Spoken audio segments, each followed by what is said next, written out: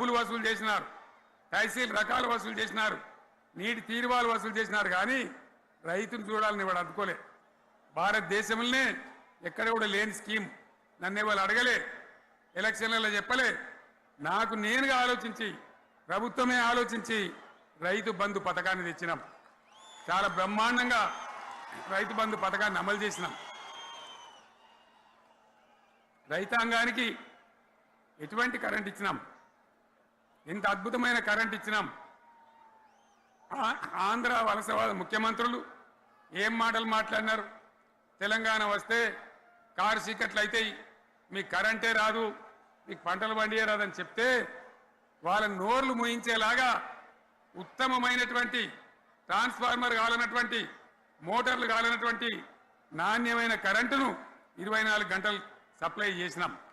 రైతు ఇంట్లో కూర్చుంటే పొలాల కాడ బోర్లు దుంకినాయి, మీరందరూ కళ్ళారా చూసినారు. నాకంటే ఆ విషయం మీకే ఎక్కువ తెలుసు. అదేవిధంగా రైతులు చనిపోతే 2 ఎకరాలు 3 ఎకరాలు ఉన్న రైతులు ఏముంటుంది, వాళ్ళకి ఆదాయం ఉండదు. వాళ్ళు సస్తే బీఆర్ఎస్ రాకముందు పట్టించుకున్న నాతులు లేడు.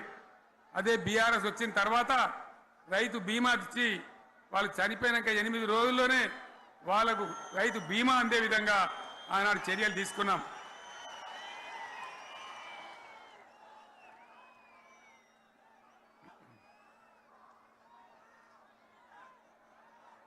పైసలు ఎంత మంచిగా వచ్చేది, రైతు బంధు డబ్బులు ఏ విధంగా వచ్చేది.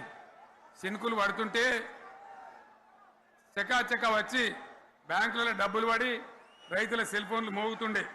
ఆ విధంగా కడుపులో చల్లగదలకుండా రైతాంగానికి రైతు బంధు పథకాన్ని అమలు చేసుకున్నాం. రకరకాల వ్యక్తులు రకరకాల మాటలు మాట్లాడినారు. జై కిసాన్ జై జవాన్ అన్నారు తప్ప వాళ్ళ సంక్షేమం ఏ ప్రభుత్వం కూడా చూడలేదు. అదేవిధంగా ధాన్యం రైతులు పండిస్తే కొన్ని 100 కోట్ల రూపాయలు ప్రభుత్వానికి నష్టం వచ్చినా ఏ విధంగా ధాన్యం కొన్నామో, ధాన్యం ఎంత బాగా కొన్నామో, వడ్లు కొంటే 3-4 రోజులనే డబ్బులు రైతుల ఖాతాలో ఎట్లా చేసినామో అవన్నీ కూడా యావత్ తెలంగాణ ప్రజలకు మీకు తెలుసు. అంతకుముందు మధ్య దళారుల పాలు ఎన్నో రకాల బాధలు, 7,500 కొనుగోలు కేంద్రాలు పెట్టి ధాన్యం ఎట్లా వేసినామో కూడా మీ అందరికీ బాగా తెలుసు. మరి ఇదంతా కూడా బ్రహ్మాండంగా జరిగింది.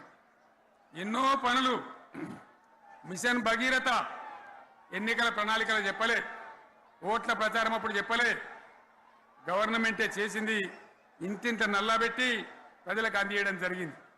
రైతు బంధు కానీ, రైతు బీమా కానీ, కళ్యాణ లక్ష్మి కానీ, కేసీఆర్ కిట్ కానీ, కంటి వెలుగు లాంటి ప్రోగ్రాం కానీ ఎవరు అడిగిన నన్ను ఎవరు అడగలే.